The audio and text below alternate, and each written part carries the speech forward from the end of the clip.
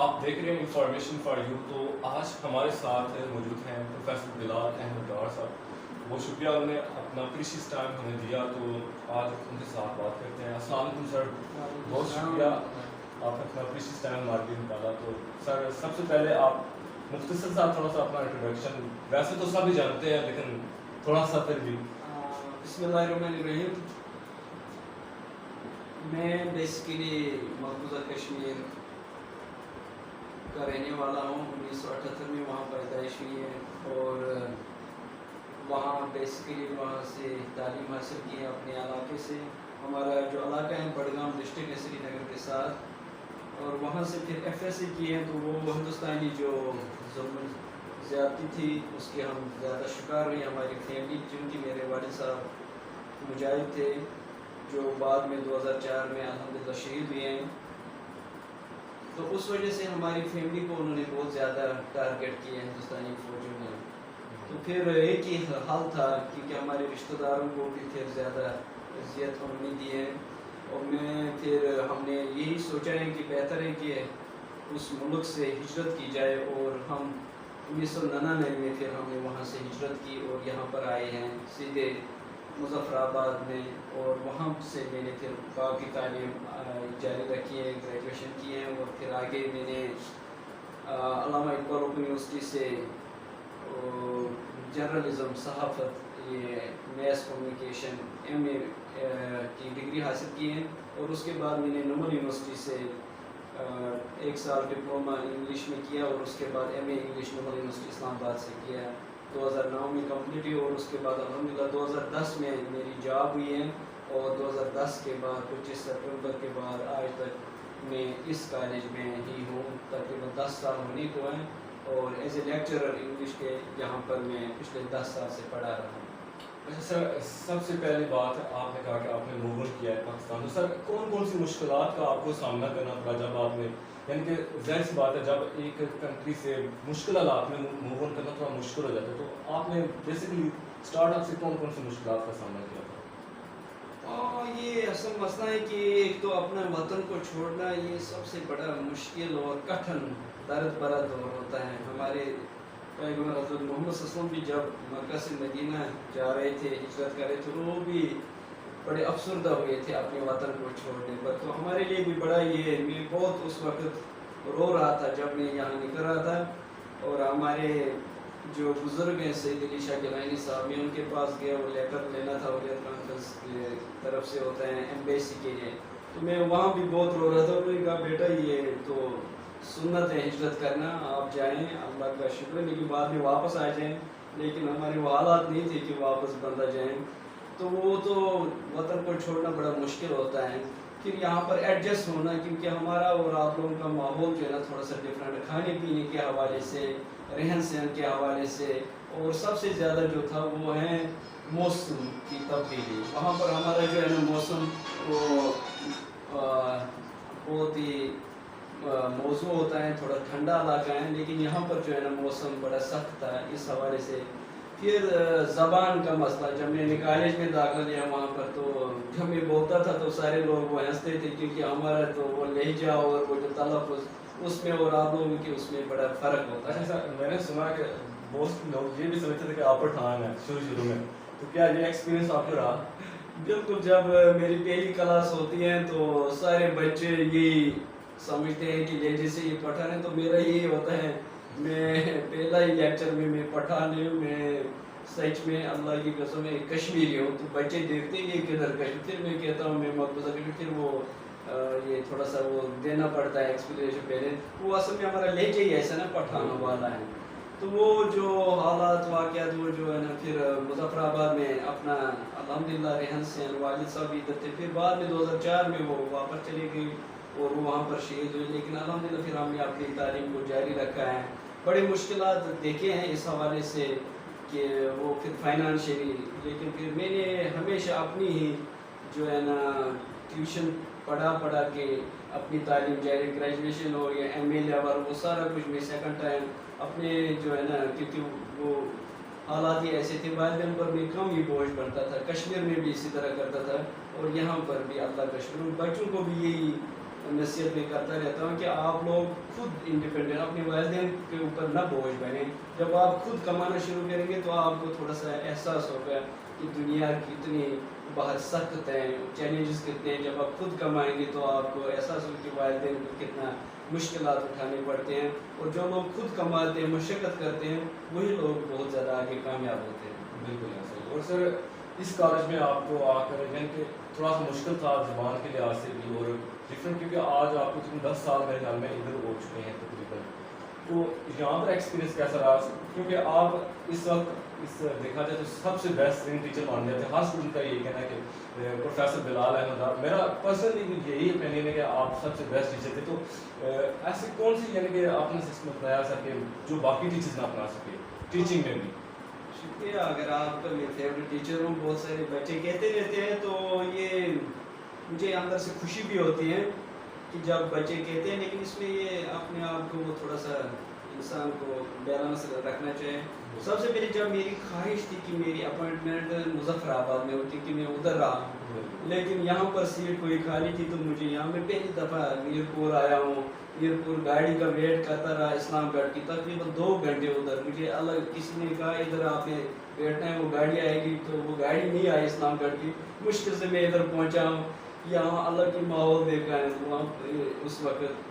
फिर आहिस्ता आहिस्ता मैंने देखा है कि यहाँ पर बच्चों में वो टीचर्स में बहुत ज़्यादा गैप था, बच्चे डर रहे थे टीचर्स के पास आने से। मैंने कहा ये कौन सा तरीका है, जबकि इस लेवल पर, कॉलेज लेवल पर ये नहीं होना चाहिए। वो स्कूल में होता है, स्कूल में टीचर और जो ये स्टूडेंट रिलेशन होता है उसमें थोड़ा सा हिचकिचाहट होती है, गैप होती है, लेकिन मैंने कहा कॉलेज लेवल पर ऐसा नहीं होना चाहिए। और हमारा माहौल भी मकसद थोड़ा सा डिफरेंट था।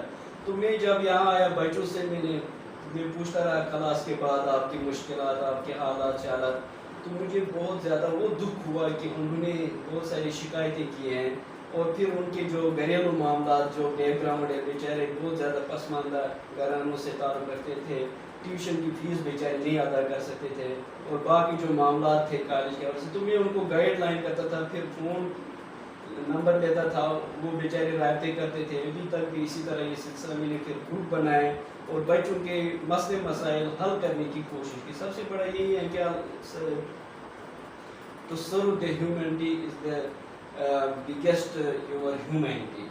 सबसे बड़ी इंसानियत है कि अगर आप इस दुख ये जो है ना बड़ी इस इंसानियत की खिदमत करें, तो मैंने वो बच्चों के दुख को वो फील करने की कोशिश की। क्योंकि मैं इस हालात से गुजरा हूँ, मैंने आपको बताया पहले कि खुद मैं ट्यूशन पढ़ा के इस हवाले से मजदूरी करके फिर मैं अपनी स्टडी वो जारी रखी है, तो मुझे ये चीज़ का एहसास था।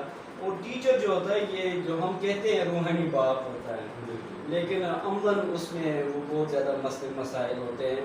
तो जब रूहानी बाप हो, तो जो मैं अपने भाई के लिए समझता हूँ कि ये बेहतर हो, तो मैं वही अपने स्टूडेंट के लिए भी सोचना चाहिए। तो वो हालात मद्देनज़र रख के मैं स्टूडेंट के साथ बहुत ज़्यादा करीब, हालांकि मुझे बहुत ज़्यादा क्रिटिसाइज किया भी गया था और किया जाता रहा है, अभी भी है, लेकिन मैं उस चीज़ से अपने काज से पीछे नहीं हटा। मैं जो बेहतर समझता हूँ इस माहौल के लिए, इस माशरे के लिए, इन बच्चों के लिए, तो मैं वो करता हूँ, मैं किसी की परवाह नहीं करता हूँ।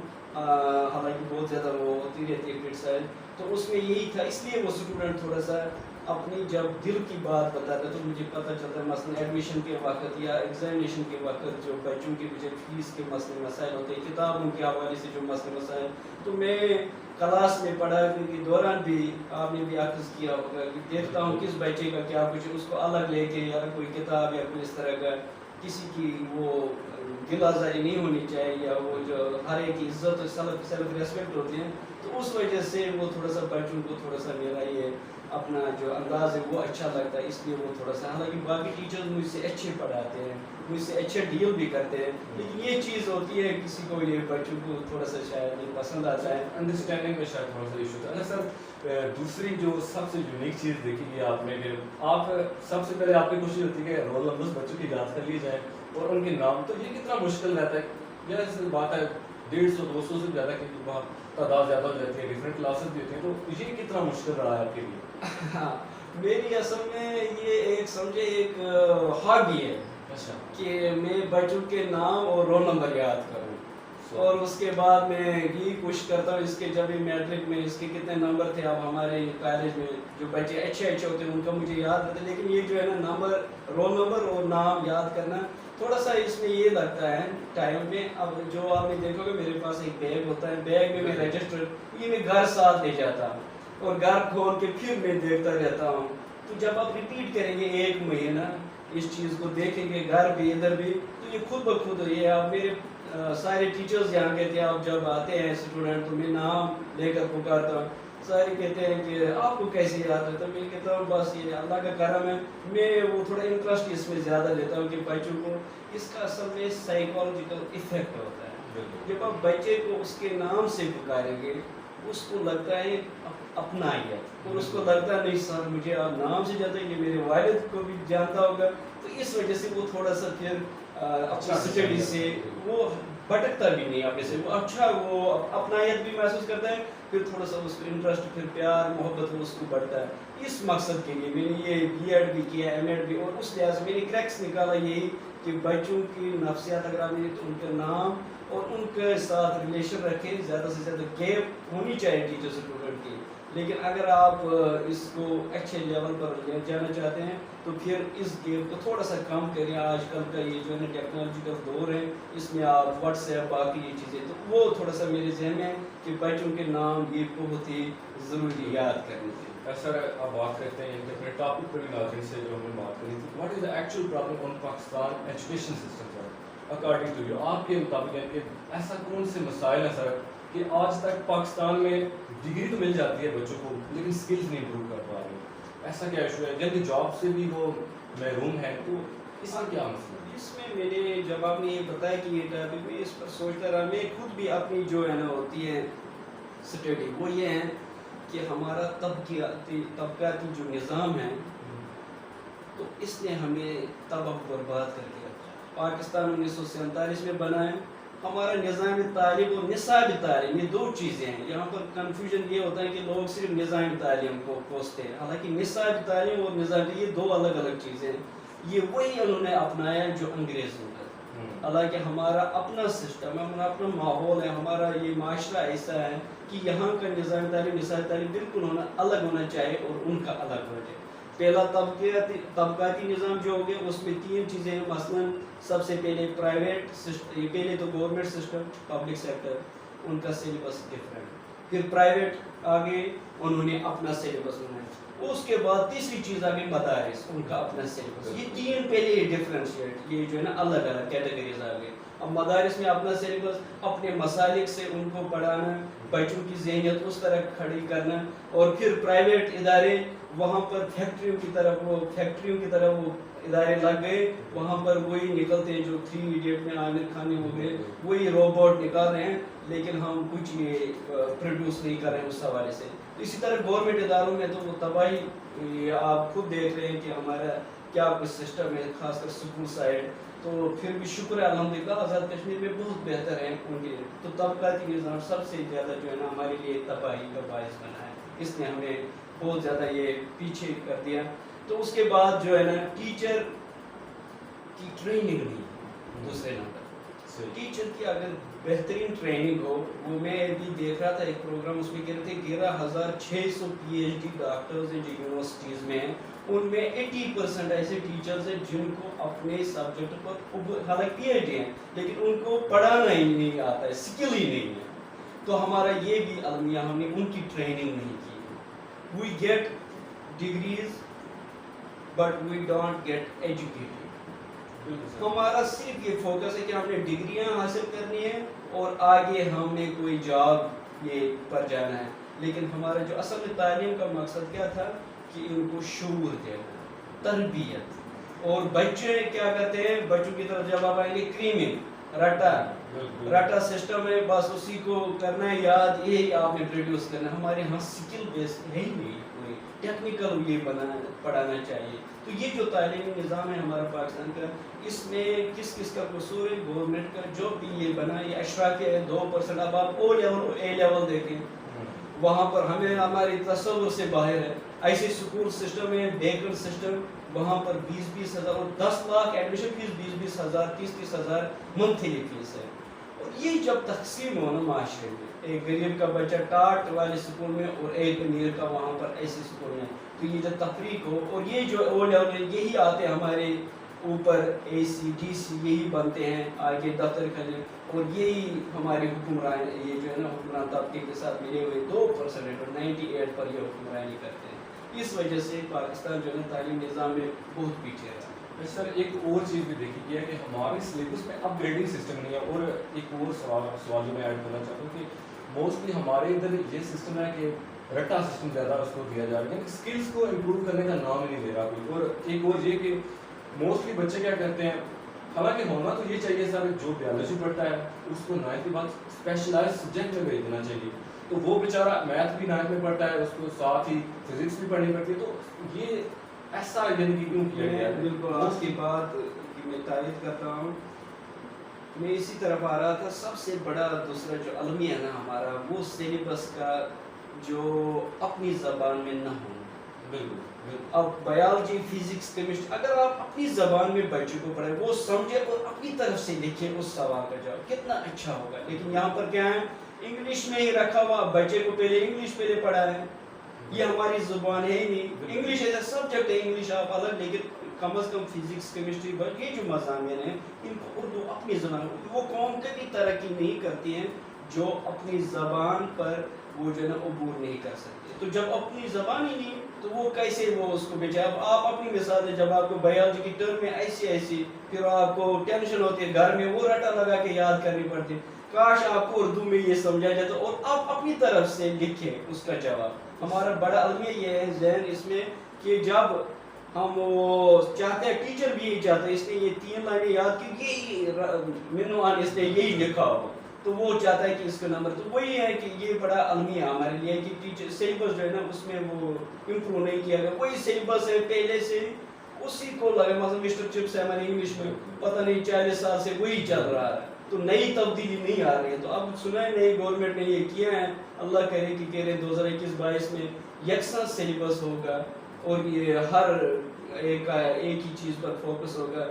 اور یہ اگر اس میں قومی زبان میں کریں گے تو سب سے بڑا یہ ہوگا، نعمت ہوگی ہمارے لیے.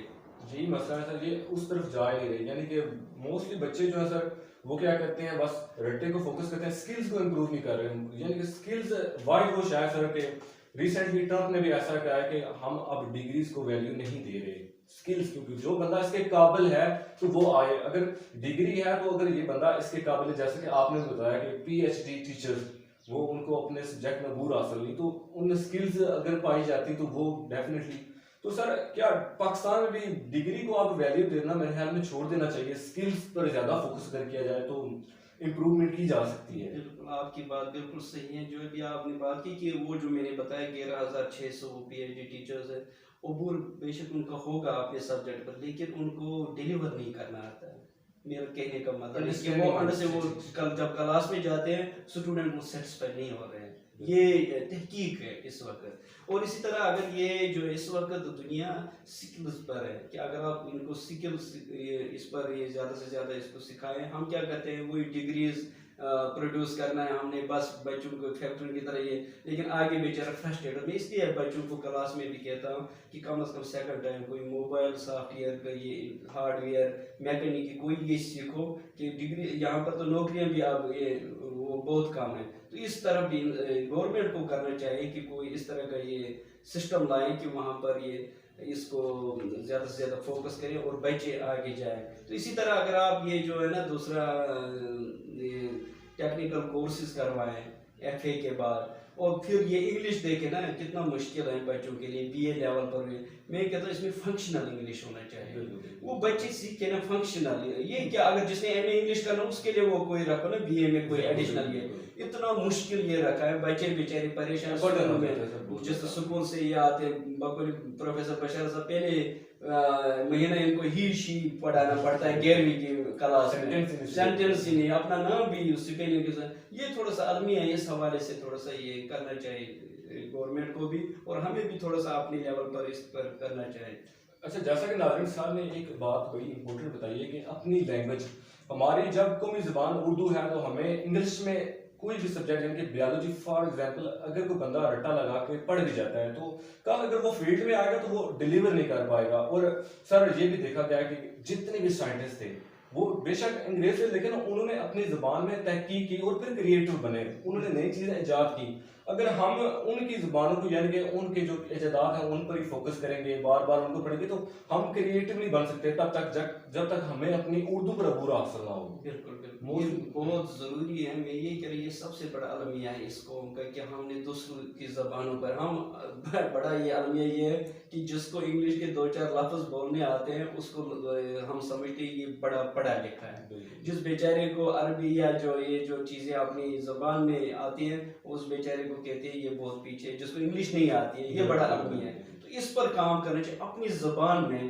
انہوں نے پہلے لاطینی تھا, یہ تھا دوسری زبان لیٹن اور گریک تھا, یونانی. اب انگلش جو انگریز ہیں انہوں نے اس کی نقل کر کے لیکن اپنی سلیبس اپنی زبان میں سارے یہ جو سائنٹسٹ اپنی زبان میں. ہمارا تو ٹائم ہی اس پر فوکس ہوتا ہے 16 سال پہلے انگلش سیکھنے میں. سارا انگلش میں کہتا ہوں 70% ٹائم اس پر ویسٹ ہوتا ہے اسٹوڈنٹ کا. آپ اپنی زبان پر فوکس کریں.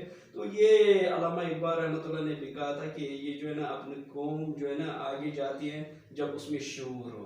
ہمارا ہم صرف یہی ڈگریاں حاصل کرتے ہیں, شعور پیدا نہیں کرتے بچوں میں. اور یہ المیہ ہے جب آپ کسی ڈاکٹر کے پاس جاتے ہیں اس کا طریقہ رویہ دیکھیں, انجینئر کا یا ڈی سی کا رویہ دیکھیں تو ان کو تو وہ ڈگریاں ان کے پاس بہت ہیں لیکن ان کے وہ جو ہے نا پھر ہمارا جو سسٹم ہے سر پولیس کا دیکھیں شعور ہی نہیں ہے. تو یہ ایجوکیشن ہوتی ہے کہ وہ اس کو to get educated not to get degrees. یہاں پر ہم ڈگریز حاصل کرتے ہیں لیکن یہ نہیں کرتے ہیں. تو علامہ اقبال کا یہ شعر ہے, سبق پھر پڑھ عدالت کا, سبق پھر پڑھ صداقت کا, عدالت کا, شجاعت کا, لیا جائے گا تجھ سے کام دنیا کی امامت کا. یہ اس نے اس قوم کے لیے کہا تھا. صداقت ہم سے چلی گئی, سچائی ایمانداری ہے ہی نہیں.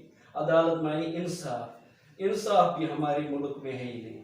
اور پھر شجاعت دلیری, اور پھر لیا جائے گا تجھ سے کام دنیا کی امامت کا. مینس کہ آپ سے وہ آپ ایز اے لیڈر دنیا کو, یہ جس نام پر اس ملک کو بنایا گیا تھا پاکستان کو کلمے کی بنیاد پر, لیکن اس کی لاج آج تک نہیں رکھی گئی. یہ بڑا المیہ ہے. اللہ بچائے اس ملک کو اس کی جس نام پر بنایا گیا تھا لیکن اس کے حکمرانوں نے اور جو اس کے ہم سب اس میں ذمہ دار ہیں. میں خود اپنے آپ کو ایز اے ٹیچر اس میں ذمہ دار سمجھتا ہوں کیونکہ ٹیچر ہی ہوتا ہے جو اس قوم کو ایک ڈائریکشن دے سکتا ہے, جو بچوں کی ذہن سازی کر سکتا ہے. مثلا بنگلہ دیش آپ دیکھیں نا قطر میں کیا ہوا, وہاں پر ٹیچرز نے رول پلے کیا اور انہوں نے اس جو بچوں کی ذہن سازی کی اور پاکستان کے خلاف ان کو کیا اور وہ ہندوستان کے قریب ہو گئے. ابھی بھی اگر ہم ٹیچر سدھر جائیں, ہم اس اپنی اس ذمہ داری کو سمجھ سکیں تو ہم اگر ایسے بچے کریٹ کر, ہم ایسی نسل آگے یہ جو بنائیں, مثلا جو اس میں آتے ڈی سی, یہ جو پولیس میں جو ان کو شعور ہو تو یہ بالکل ملک سدھر سکتا ہے. بالکل سر, آپ نے یہ بات بڑی زبردست کی ہے کہ ہمارے ادارے بہت کرپٹ یعنی کہ کرپشن اتنی زیادہ ہے کہ کوئی بھی آج ادارہ ہم دل پہ ہاتھ رکھ کے یہ نہیں کہہ سکتے کہ یہ ایماندار ہے یا یہ ٹھیک کام کر رہا ہے. تو کسی بھی ملک میں سر جب تک انصاف جب تک نہ ڈیولپ کیا جائے یا انصاف نہ دیا جائے تو تب تک وہ ملک ترقی نہیں کر سکتے. یہ مین مسئلہ ہی ہے. بالکل دیانتداری, انصاف یہ بہت زیادہ ضروری ہے. کسی بھی ملک کو آگے اگر جانا ہو تو وہ یہ چیزیں بہت لازمی ہیں. میں حیران ہوا, یہ ایک دفعہ میں نے جاوید چودھری یا کسی کی قاسم علی شاہ صاحب کی شاید وہ بات سنی کہ وہ کہہ رہا تھا میں وزٹ کرنے گیا سری لنکا. وہاں پر میں نے ایک سکول میں جا کے وزٹ کیا. ہم پہلے دیکھتے ہیں کنٹین یا کلاس روم, واش روم یا کلاس روم. واش روم سے بھی پتہ چلتا ہے کہ ان کا کیا کیسا یہ سسٹم ہے. تو ہم نے یہ سب کچھ دیکھا. تو وہاں کا وہ پرنسپل تھے, وہ کہہ رہے تھے آپ آ جائیں ہمارے اس کنٹین میں. ہم گئے تو ادھر دیکھا ہے بچے خود ہی چیزیں لے کے اپنی وہ جو ہے نا پیسہ ادھر رکھ کے کوئی وہ چلانے والا. ہم نے پوچھا یہ کیا, وہ کہہ رہے تھے ان بچوں کا آج سے ایمانداری سے, اور ایک بچہ بھی ایسا نہیں ہوگا کہ وہ چیز اسی طرح اٹھائیں اور پیسے نہ دیں. وہ خود ہی اپنے پیسے ادھر رکھتے ہیں, کوئی نہیں چلا. تو ان کو ایمانداری بچپن سے سکھائی جاتی ہے, جبکہ ہمارے ملک میں اس کا بالکل الٹ ہے, المیہ ہے. ان چیزوں میں ہم بہت پیچھے ہیں. جاپان کا دیکھیں, وہاں بچوں نے سنا ہے یہ جو ہے نا کیا کہتے ہیں جھوٹ لفظ کا پتہ ہی نہیں ہے. بالکل जापान में। तो वो देखिए उनकी टेक्नोलॉजी पूरी दुनिया में इस वक्त जापान की टेक्नोलॉजी देखिए, गाड़ी हम उनके लिए तड़पते हैं जापान की जाती हम गाड़ी हम लोकल चीज़ों पर इंहिसार नहीं करते। वो क्या है, उन्होंने अपनी कौम को ईमानदारी के रास्ते पर, वही अल्लामा इकबाल ने सबक फिर पढ़ वो फिर उन्होंने ये कि किस का, सदाकत का, अदालत का, शुजाअत का, ये 3 चीज़ें उन्होंने कहा। सर इकबाल की शायरी वाहिद वो चीज़ है क्योंकि उन्होंने पाकिस्तान का ख्वाब देखा था, तो उनकी शायरी में दर्द बड़ा हुआ है इस मुल्क के लिए, यानी कि हर एक उनके अल्फाज पर अगर गौर की जाए तो उन्होंने बड़ी ही वाज़ह तौर पर बता दिया था कि ये कौम किस तरफ जाने वाली है। उन्होंने फ्यूचर पहले इस कौम का बता दिया था। तो आज भी अगर थोड़ा सा ये कौम सबक जाए तो मैं समझता हूँ कि दुनिया की अजीम कौमों में शामिल हो सकती है। बिल्कुल बिल्कुल, मैं कहता हूँ कि उन्होंने रियल ट्रांसलेशन ऑफ कुरान शरीफ और अहादीस जो उनकी शायरी है वो सारा कुछ आसान अल्फाज में हमें समझाया। इस नहज पर, इस जगह पर, इस रोड पर अगर आप चलना चाहोगे तो फिर जाके आप आगे बहुत अच्छी कौम बनोगे, दुनिया में आपका नाम होगा। लेकिन बदकिस्मती से इस वक्त में जो बाहर से आते हैं लोग, उनसे पूछता रहता है इंटरव्यू अपनी तरफ से, वो कहते हैं और इंडिया वाले हर जगह हमसे आगे हैं। वजह क्या है, वो काम जहाँ पर भी करते ईमानदारी से, जबकि पाकिस्तानी हर जगह अपनी शॉर्टकट ढूंढते हैं, रातों रात वो ख्वाब देखते हैं अमीर होने की, जिसकी वजह से हमारी पूरी दुनिया में, खासकर अरब वर्ल्ड में, यूरोप में हमारी इज्जत नहीं रही, हम रसवाई हैं। वैसे भी मुसलमान हम, हमारे सामने रसूलुल्लाह सल्लल्लाहु अलैहि वसल्लम की ज़िंदगी उसवे हसन है हमारे लिए, लेकिन हमने उनको छोड़कर हम ऐसी चीज़ों में पड़ गए। अब अंग्रेज़ों, हम कहते हैं ना अंग्रेज़ों के पीछे, वो तो दयानत में तो बहुत आगे है, उनसे आप ये तस्वर ही नहीं करें। हम तो इतना वो वक्त ज़ाया करते और इन चीज़ों के पीछे लगे होते हैं, हमें मसले की बरादरी इन चीज़ों में हमें लगाया गया, जिससे हमारा जो मेन मकसद था उससे हम पीछे हटे। अंग्रेज भी सर मोस्टली यही कहते हैं कि ये इस्लामिक कंट्रीज जो हैं, यानी इनमें मुसलमान तो पाए जाते हैं लेकिन इस्लाम नहीं पाया गया इनमें। इस्लाम अगर इनमें होता ना तो फिर आज देखें उम्र ला यानी कि यूके में चल रहा है, क्योंकि बरतानिया वाले या यूरोप वाले इस्लाम में जो कानून बनाए गए थे उन पर वो अमल कर रहे हैं, और जो उनके होने चाहिए थे वो आज हमने इम्प्लीमेंट कर दिए। तो ये बदकिस्मती है कि हमारे यहाँ तो सिर्फ हम मुसलमान रह गए ना, लेकिन इस्लाम है ही नहीं हमें, ये बड़ा। अब इस्लाम तो उधर देखा जाए, वो मुसलमान नहीं है। काश वो मुसलमान भी हो जाएं और वो हकीकत में जो था इस्लाम की रूह वो उनमें पाई जाती है, दयानत में, सदाकत में, इंसाफ में, वो सबसे आगे। तो बदकिस्मती अलमिया इसमें यही है कि कौम का अगर कोई लीडर मिले ना, जो इस कौम को उस जो ना रास्ते पर चढ़ाए और उनकी सही तरबियत करे, फिर जाके वो आगे हम इंशाल्लाह अल्लामा इकबाल की सही वो जो ख्वाब की ताबीर वो हम इंशाल्लाह निकालेंगे। अच्छा सर, इंशाल्लाह कश्मीर ज़रूर इंशाल्लाह आज़ाद होगा। तो आप क्या समझते हैं अगर कश्मीर आज़ाद हो जाता है तो मेरे ख्याल में सबसे जीनियस कौम, क्योंकि उन्होंने बहुत ज़्यादा तकलीफ देखी है, वो पोलिश है वैसे ही, तो क्या वो कैसी कौम आपको दिखाई दे रही है फ्यूचर में इंशाल्लाह? तो ये कहना हार्डशिप्स पॉलिश्ड नेशन, जो ये सख्तियाँ, ये जो है ना, ये इंसान को निखेरती हैं। और कश्मीर की कौम माशाल्लाह बहुत ही आला किस्म के उनमें वो टैलेंट पाया जाता है और वो कुंदन बन गई हैं। जिस तरह हमारे पास सईद अली शाह गिलानी साहब और बाकी जो लीडर्स हैं, बहुत ही आला किस्म की सोच भी आला है, बस सिर्फ ये है आज़ादी वहाँ पर नहीं है, वो शोर थोड़ा सा मसला है। जब वो भी इंशाल्लाह आज़ाद होंगे तो वो बहुत आला किस्म की इंशाल्लाह इस कौम को, न सिर्फ कश्मीर को बल्कि पाकिस्तान को भी लिए, मेरा तो ये मानना है इंशाल्लाह पाकिस्तान। क्योंकि इस वक्त भी आप देखें पाकिस्तान में जो बड़े बड़े ये सारे उस माइग्रेटेड वो कश्मीर से आए हुए हैं, बड़े बड़े मोस्टली। तो इसराइल का भी यही माना कि ये हमारी जो है ना गुम हुई कौम है कश्मीर, ये भी हमारी नस्ल इस तरह, क्योंकि वो भी बड़ी ज़हीन है और कश्मीरी भी इस हवाले से अल्लाह करे इंशाल्लाह आज़ाद होगा इंशाल्लाह। मैं सर को कश्मीरी भाइयों के लिए, क्योंकि आप भी कश्मीर से हैं, तो कोई पैगाम अगर देना चाहें हमारे प्लेटफॉर्म के थ्रू? तमाम कश्मीरी भाइयों के लिए यही है मेरा पैगाम कि अल्लाह पर भरोसा रखें और अपनी जद्दोजहद को जारी रखें, मायूस मत हो। मायूसियाँ इंसान को कुफ्र की तरफ ले जाती हैं, तो मायूस वही होते हैं जिनको अल्लाह पर भरोसा नहीं होता है। ये जद्दोजहद आज़ादी इंशाल्लाह जारी रहेगी, कुर्बानियाँ हम इंशाल्लाह देते रहेंगे और इंशाल्लाह एक दिन आएगा कि कश्मीर आज़ाद होकर पाकिस्तान के शाना बशाना, और बल्कि न सिर्फ पाकिस्तान बल्कि आलम इस्लाम के लिए इंशाल्लाह हम बहुत कुछ करेंगे इंशाल्लाह।